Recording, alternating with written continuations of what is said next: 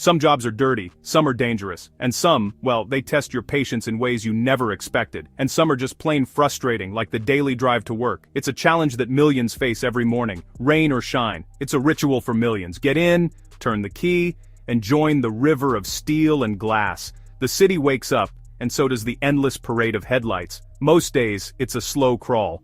The world outside your window barely moves, and time seems to stretch on forever. You listen to the radio, sip your coffee, and think about the day ahead. Maybe you plan your meetings, or just daydream about a vacation far away from all this. But sometimes, the asphalt jungle gets wild. Tempers flare and the calm routine can shatter in an instant. A simple commute can turn into real-life drama.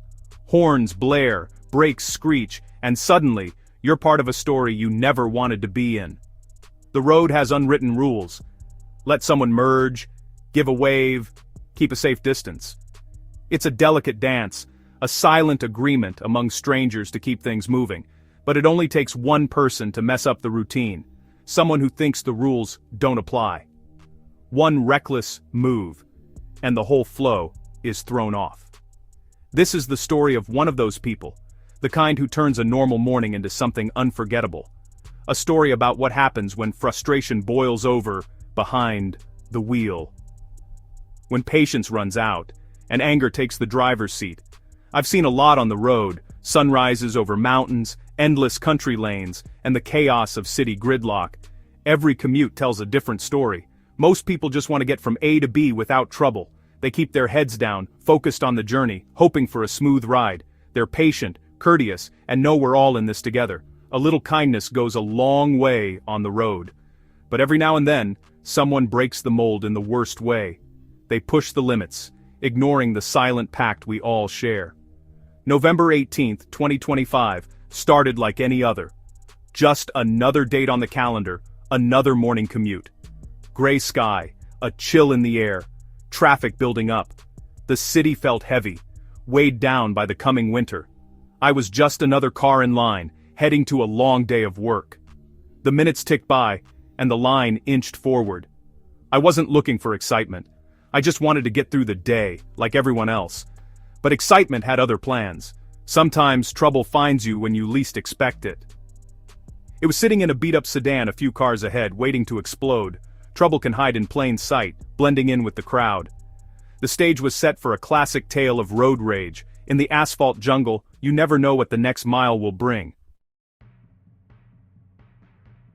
You've seen him before. We all have. He's the one who makes your morning commute just a little more stressful, the driver who seems to be in a race that only he knows about. He drove an old faded blue sedan, dented, rusty, tired, the kind of car that's seen better days, with a story in every scratch and patch of rust. But the driver was anything but tired. He was a live wire, buzzing with restless energy, eyes darting from mirror to mirror. He was wired, a bundle of pure impatience.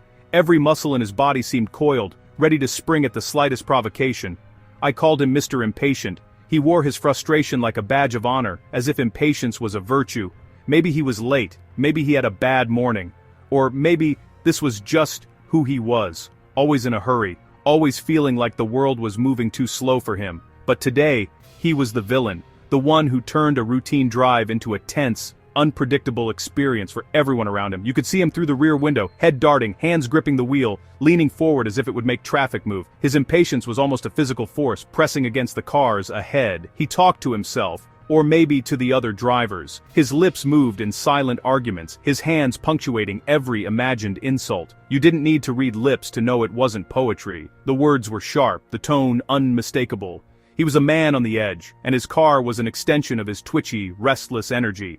Every tap of the brake, every rev of the engine, was a signal of his impatience. He tailgated the minivan in front so closely you couldn't see its license plate. It was as if he believed that by sheer force of will he could push the traffic forward. The family inside just wanted a peaceful drive, but Mr. Impatient was turning it into a stressful ordeal. You could see the tension ripple through the car, parents glancing nervously in the mirror, kids sensing the unease. He was a shark circling, looking for any gap to get ahead. Every lane change was a calculated move. Every honk, a declaration of his frustration. The anonymity of a car can make people bold, forget their manners. Behind the wheel, some feel invincible, shielded from the world by glass and steel. Mr. Impatient was a perfect example. He let his worst instincts take the wheel, leaving courtesy far behind. Out here, he was king of his own little kingdom, and the rest of us were just peasants in his way. For Mr. Impatient, every red light was a personal insult, every slow driver an obstacle to be conquered. Traffic started to move. A steady crawl. The kind of movement that gives you hope, only to snatch it away a few feet later. Horns blared in the distance, a symphony of impatience echoing through the morning haze. Mr. Impatient saw his chance, his knuckles whitened on the steering wheel, eyes darting for any opportunity to get ahead. He spotted a tiny gap in the lane to his right, barely big enough for a motorcycle, and jerked his wheel over. No signal. The move was sudden, reckless, and left no room for error. The woman in the SUV slammed her brakes, heart pounding as she narrowly avoided a collision. The cars behind her lurched to a stop, a ripple of panic spreading through the line. Mr. Impatient didn't look back. He was already searching for his next move, convinced he was outsmarting the system. He'd gained one car length. Not enough. Now he was behind a pickup, boxed in by vehicles just as determined not to let him through. He swerved left, again, without signaling, forcing a young guy in a sports car to brake hard and honk. The blare of the horn was sharp, but Mr. Impatient barely flinched. Mr. Impatient took it as a challenge. The more resistance he met, the more determined he became to push forward, as if the traffic itself was a rival to be conquered. He weaved back and forth, a clumsy ballet of bad decisions, a pinball bouncing from lane to lane. Each maneuver was more desperate than the last, his impatience growing with every failed attempt. Every swerve caused a chain reaction, cars braking, traffic disrupted. The flow of vehicles became more chaotic, the jam tightening its grip. He was so focused on getting ahead, he didn't see he was making things worse for everyone, including himself. The chaos in his wake was invisible to him, lost in his tunnel vision. He was the problem he was trying to escape. The frustration he felt was mirrored in every face around him, a shared misery he refused to acknowledge. A master of the near miss, he cut in front of people with inches to spare, tailgated, then swerved at the last second. Each move risked disaster, but he pressed on, convinced he was making progress. The tension in the cars around him was palpable. You could almost feel the collective anxiety, the silent prayers for a safe arrival. He was turning a simple drive into a high-stakes game no one wanted to play. In his quest to get ahead, he'd forgotten the art of patience and left a trail of stress behind him. The other drivers weren't amused. At first, there were a few polite honks, but as Mr. Impatient kept cutting people off, the horns grew louder and angrier. It became a symphony of frustration, a chorus of blaring horns all aimed at the blue sedan. He didn't seem to care. In fact, the more people honked, the more aggressive he became. The guy in the sports car pulled up and yelled something. Mr. Impatient just smirked and cut off the next car. He was feeding off the anger, creating a vicious cycle. People in other cars looked scared, annoyed, or just wanted to get away from him. The road had become a place of anxiety, all because of one person's bad attitude. The symphony of horns was a message: your behavior isn't okay. But Mr. Impatient was in his own world. Finally, traffic stopped at a red light. Mr. Impatient had weaved his way to the front. The sports car pulled up next to him, the driver still fuming. Mr. Impatient rolled down his window, but instead of shouting, he made a rude gesture, a one-finger salute. He held it up defiant for everyone to see. The sports car driver was stunned. Other drivers gasped or shook their heads. Mr. Impatient had crossed a line, from rudeness to outright aggression. He leaned back, grinning, proud of himself. But he wasn't paying attention to his surroundings. He didn't notice the marked police car sitting quietly at the intersection, light bar on the roof. His grand gesture wasn't just for the sports car driver, it was for everyone, including the police.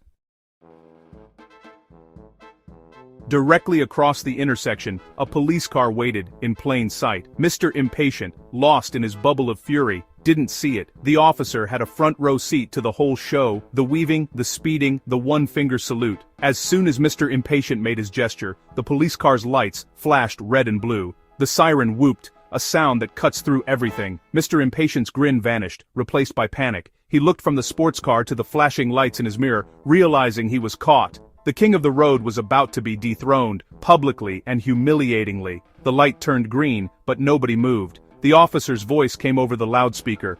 "Blue sedan, pull over to the right now." Mr. Impatient, suddenly small and meek, pulled over. The police car followed. The show was over for Mr. Impatient. For the rest of us, the best part was just beginning. We all drove slowly past the scene, like a parade celebrating the downfall of a temporary tyrant. The sports car driver laughed and gave a thumbs up. The woman in the SUV smiled. The construction worker cheered. The police officer walked up to the blue sedan. Mr. Impatient was slumped in his seat, hands resting on the wheel, defeated. The officer leaned in. We could only imagine the conversation. "License and registration, sir. Was there a reason for your driving?" All Mr. Impatient's anger had led to this moment of public humiliation. He was getting a lecture, a ticket, and probably a few points on his license, all because he couldn't wait a few extra minutes. As I drove past, I caught his eye. The smugness was gone, replaced by embarrassment. He wasn't a villain anymore, just a guy who made a series of bad choices and was now facing the consequences. It was a powerful reminder. No matter how anonymous you feel in your car, your actions have real-world repercussions. The rest of my drive was surprisingly pleasant. The tension was gone, people seemed more courteous. Someone let me merge. I waved, they waved back. After what we'd witnessed, it felt significant. I couldn't stop thinking about Mr. Impatient. Was he always like that? Or was this just a bad day? It doesn't excuse his behavior, but it's a reminder. Every car is filled with people, each with their own problems. The incident made me check my own driving. It's easy to get frustrated, to think you could get ahead by weaving. But watching Mr. Impatient's downfall was a stark reminder of where that thinking leads: stress, danger, and sometimes a ticket. That day, the slow crawl didn't seem so bad. The goal isn't to be first. It's to arrive safely, with your sanity intact. Mr. Impatient lost sight of that. He tried to win a race no one else was running, and lost big. At the end of the day, driving is a job we all share. It's built on trust and cooperation. When that trust is broken, the whole system falls apart. Patience isn't weakness, it's survival. An extra 5 minutes isn't the end of the world. Kindness is another tool. Letting someone merge, giving a thank you wave, choosing not to honk in anger. These small acts make the road less stressful, more humane. So next time you feel frustration bubbling up, think of Mr. Impatient and those flashing red and blue lights. Remember, the fastest way is almost always the safest way. Take a deep breath, turn up the radio, and remember, a little patience goes a long way.